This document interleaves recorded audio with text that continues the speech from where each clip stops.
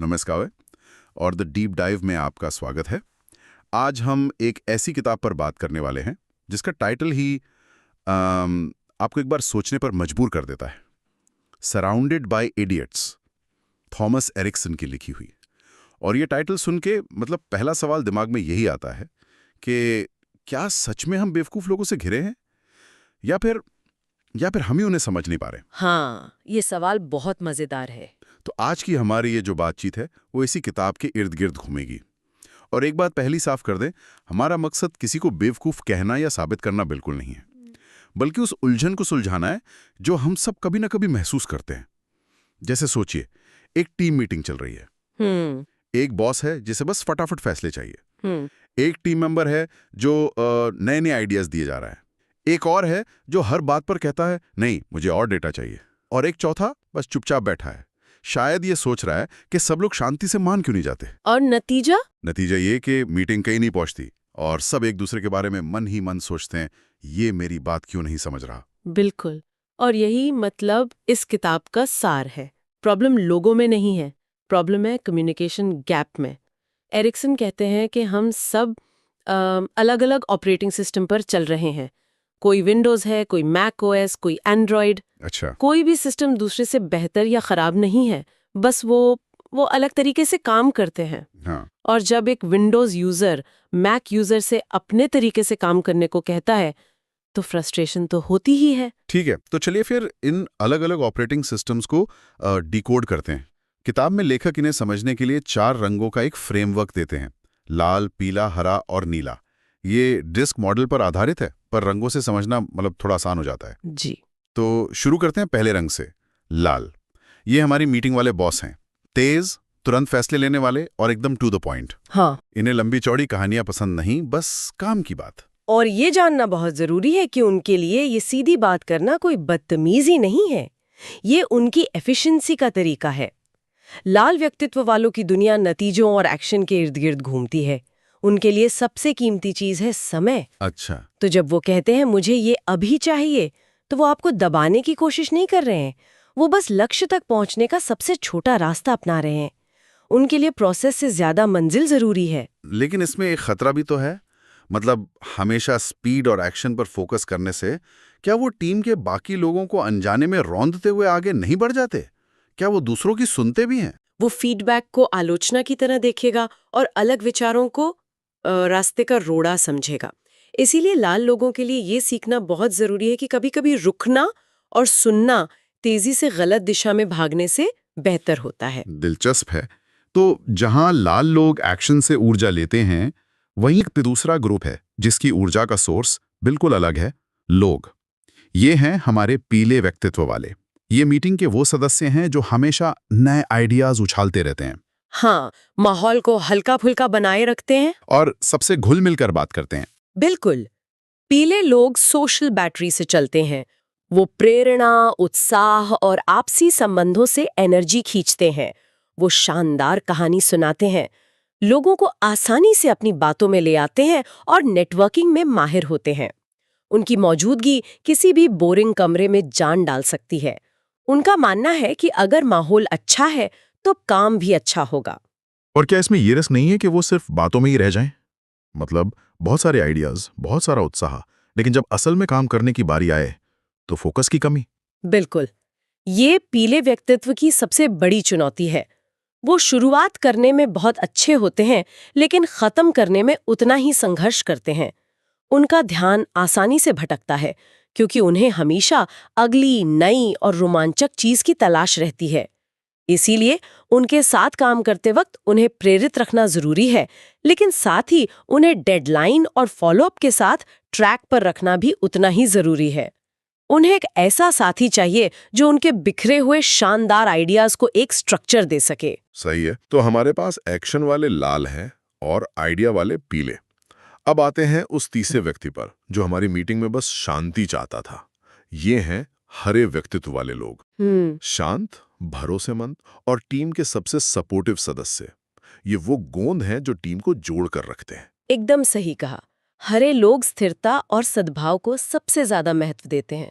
वो बदलाव को पसंद नहीं करते, खासकर अचानक हुए बदलाव को। वो बेहतरीन श्रोता होते हैं और हमेशा दूसरों की मदद के लिए तैयार रहते हैं। जब ऑफिस में किसी को अपनी कोई पर्सनल प्रॉब्लम शेयर करनी होती है ना, हाँ, तो वो अक्सर एक हरे व्यक्तित्व वाले के पास ही जाते हैं, क्योंकि वो जानते हैं कि उन्हें बिना जज किए सुना जाएगा। लेकिन क्या ये टकराव से बचने की आदत टीम के लिए नुकसानदायक नहीं हो सकती? मेरा मतलब है, कभी-कभी तो मुश्किल फैसले लेने ही पड़ते हैं, या एक हेल्दी बहस जरूरी होती है ताकि सबसे अच्छा आइडिया सामने आए। क्या हरे लोग इसमें रुकावट नहीं बनते? ये उनकी सबसे बड़ी कमजोरी है। वो शांति बनाए रखने के लिए अपनी राय देने से भी बचते हैं, भले ही वो जानते हो कि प्रोजेक्ट गलत दिशा में जा रहा है। उनका सबसे बड़ा डर है किसी को निराश करना या माहौल खराब करना। इससे कई बार वो हाँ तो कह देते हैं, लेकिन मन ही मन वो उस फैसले से सहमत नहीं होते। इसे पैसिव रेजिस्टेंस कहते हैं। अच्छा, पैसिव रेजिस्टेंस। हाँ, मतलब वो सीधे मना नहीं करेंगे, लेकिन काम में देरी करेंगे या उसे आधे अधूरे मन से करेंगे। इसलिए उनके साथ बात करते हुए उनसे सीधे सवाल पूछना और उन्हें अपनी राय देने के लिए एक सुरक्षित माहौल देना बहुत जरूरी है। ये तो बहुत जरूरी पॉइंट है। और अब आते हैं मीटिंग के चौथे और आखिरी सदस्य पर, जो हर बात पर और डेटा और फैक्ट्स और डिटेल्स मांग रहा था। ये हैं हमारे नीले व्यक्तित्व वाले लोग, एनालिटिकल, तर्क पसंद करने वाले और हाँ, परफेक्शनिस्ट। नीले लोगों के लिए दुनिया ब्लैक एंड व्हाइट है, या तो कोई चीज सही है या गलत। और सही क्या है, ये डेटा और फैक्ट्स तय करते हैं, भावनाएं नहीं। वो कोई भी फैसला लेने से पहले हर एंगल से उसकी जांच पड़ताल करना चाहते हैं। उनका मकसद काम में देरी करना नहीं, बल्कि गलती के जोखिम को शून्य करना है।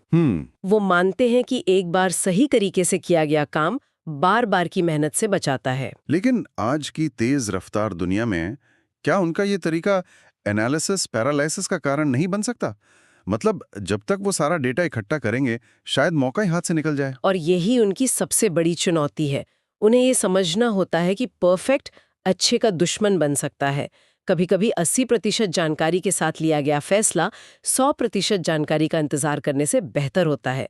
उन्हें ये सीखने की जरूरत है कि हर फैसले में थोड़ा जोखिम होता है। एक नीले व्यक्ति को ये विश्वास दिलाना कि आपके पास पर्याप्त डेटा है और अब एक्शन लेने का समय है, ये अपने आप में एक कला है। तो अब हमारे पास ये चारों रंग हैं, और अब मुझे हमारी वो मीटिंग बिल्कुल साफ साफ दिखाई दे रही है। लाल बॉस नीले के सवालों से चिढ़ रहा है, सोच रहा है ये इतना टाइम क्यों लगा रहा है। हाँ, नीला सोच रहा है बॉस बिना सोचे समझे क्यों कूद रहे हैं। बिल्कुल। पीला इन सब के बीच कोई नया आइडिया पेश कर देता है, और हरा हरा बस ये सोचकर चुप बैठा है कि ये लड़ाई कब खत्म होगी। कोई किसी को समझ ही नहीं रहा। और मजे की बात यह है कि ज्यादातर लोग सिर्फ एक रंग के नहीं होते। हम सब इन रंगों का एक मिश्रण है। कोई शायद लाल नीला हो सकता है, मतलब एक ऐसा लीडर जो फैसले तो तेजी से लेता है लेकिन सिर्फ डेटा के आधार पर। या कोई पीला हरा हो सकता है, यानी एक बहुत ही मिलनसार और सपोर्टिव इंसान। खुद को और दूसरों को इन मिश्रित रंगों में देखना हमें और भी गहरी समझ देता है। तो फिर असली सवाल ये आता है जो हमारे एक श्रोता ने भी पूछा था। मान लीजिए मैं समझ गया कि मैं एक नीला हूं और मेरा बॉस लाल है, पर बॉस तो बदलने से रहा, तो इस जानकारी का मैं असल में करूं क्या? और यही इस किताब का सबसे क्रांतिकारी आइडिया है। ये मॉडल दूसरों पर लेबल चिपकाने के लिए नहीं है कि ओ वो तो एक टिपिकल लाल है। ये मॉडल खुद के कम्युनिकेशन स्टाइल को एडजस्ट करने के लिए एक टूल है। असली स्किल यह जानना नहीं है कि आप नीले हैं, बल्कि यह जानना है कि एक लाल व्यक्ति से बात करते समय अपनी नीली आदतों को कैसे बदलें। इसे एडेप्टेशन या अनुकूलन कहते हैं। क्या आप इसका कोई उदाहरण दे सकती हैं? जरूर। मान लीजिए आप एक नीले व्यक्ति हैं और आपको अपने लाल बॉस को एक प्रोजेक्ट अपडेट देना है। आपका नेचुरल तरीका होगा कि आप शुरुआत से सारी कहानी बताएं, पूरा प्रोसेस, हर डिटेल। लेकिन जैसे ही आप ऐसा करना शुरू करेंगे, आप अपने बॉस का ध्यान खो देंगी। इसके बजाय अपनी स्टाइल को अडेप्ट करें, लाल रंग की भाषा में बात करें। मतलब शुरुआत हेडलाइन से करें। सीधा बताएं, प्रोजेक्ट ट्रैक पर है और हम इसे शुक्रवार तक पूरा कर लेंगे। ये है वो नतीजा जो आपका लाल बॉस सुनना चाहता है। इसके बाद आप कह सकती हैं, अगर आप चाहें तो मेरे पास सारे सपोर्टिंग डिटेल्स भी हैं। अब आपने कंट्रोल बॉस के हाथ में दे दिया। अगर उन्हें डिटेल्स चाहिए होंगी तो वो पूछ लेंगे। वाह, तो ये तो आईना देखने जैसा है। हाँ, ये समझने के बारे में है कि आपकी अपनी आदतें दूसरों पर कैसा असर डालती हैं। इसी तरह अगर एक लाल लीडर को अपनी हरी टीम के सदस्य से फीडबैक चाहिए, तो उसे भी अपनी स्टाइल बदलनी होगी। बिल्कुल, उसे सीधे जाकर ये नहीं कहना चाहिए, इस पर तुम्हारी क्या राय है, अभी बताओ। इससे वो हरा व्यक्ति घबरा जाएगा। उसे मीटिंग के बाद उस सदस्य के पास जाकर कहना होगा, मैं उस प्रोजेक्ट पर तुम्हारे विचारों की बहुत कद्र करता हूँ, इस पर थोड़ा सोचो और क्या हम कल इस पर बात कर सकते हैं। ऐसा करके आपने उन्हें सोचने का समय और एक सुरक्षित माहौल दिया। अब आपको एक सच्चा और सोचा समझा जवाब मिलने की संभावना कहीं ज्यादा है। तो इस पूरी बातचीत का निचोड़ यही है कि लोग बेवकूफ़ या मुश्किल नहीं हैं, वे सिर्फ अलग हैं। और जब हम दूसरों के ऑपरेटिंग सिस्टम को समझकर अपनी भाषा को बदलते हैं तो ये तरह का जादू हो जाता है। गलतफहमियां कम हो जाती हैं और रिश्ते, चाहे पर्सनल हों या प्रोफेशनल, बेहतर हो जाते हैं। सही कहा। और जैसा कि किताब में कहा गया है, ये एक बहुत ही शक्तिशाली सोच है। समझ बढ़ती है तो गुस्सा घटता है। जब हम किसी के व्यवहार के पीछे का क्यों समझ जाते हैं तो हमें उस पर गुस्सा नहीं आता, हम उसके साथ काम करने का एक बेहतर रास्ता ढूंढ लेते हैं। मैं आज की चर्चा को एक आखिरी विचार के साथ खत्म करना चाहूंगी। अब जब हम इन 4 रंगों के बारे में जानते हैं तो सिर्फ ये सोचना काफी नहीं है कि मैं कौन सा रंग हूं। असली सवाल ये है, आपके जीवन में जो सबसे महत्वपूर्ण लोग हैं, आपके पार्टनर, आपके बच्चे, आपके बॉस, आपके सबसे अच्छे दोस्त, वो कौन से रंग के हैं? और इससे भी ज्यादा जरूरी सवाल ये है कि अगली बार जब आप उनसे बात करेंगी तो उन्हें आपसे किस रंग में बात करने की जरूरत है? ये बहुत गहरा सवाल है। आपका नेचुरल रंग शायद नीला हो, पर हो सकता है आपके दोस्त को उस वक्त एक हरे रंग वाले सपोर्टिव दोस्त की जरूरत हो। क्या आप अपनी स्टाइल उनके लिए बदल सकते हैं? ये एक बेहतरीन सवाल है सोचने के लिए। अगर आपको आज की ये चर्चा पसंद आई और इसने आपको अपने आसपास के किसी इडियट को थोड़ा बेहतर समझने में मदद की, तो हमारे चैनल का सब्सक्राइब करें, इस एपिसोड को लाइक करें और इससे उन लोगों के साथ साझा करें जिनकी आप परवाह करते हैं। हम जल्दी मिलेंगे एक और गहरी चर्चा के साथ। सुनने के लिए धन्यवाद।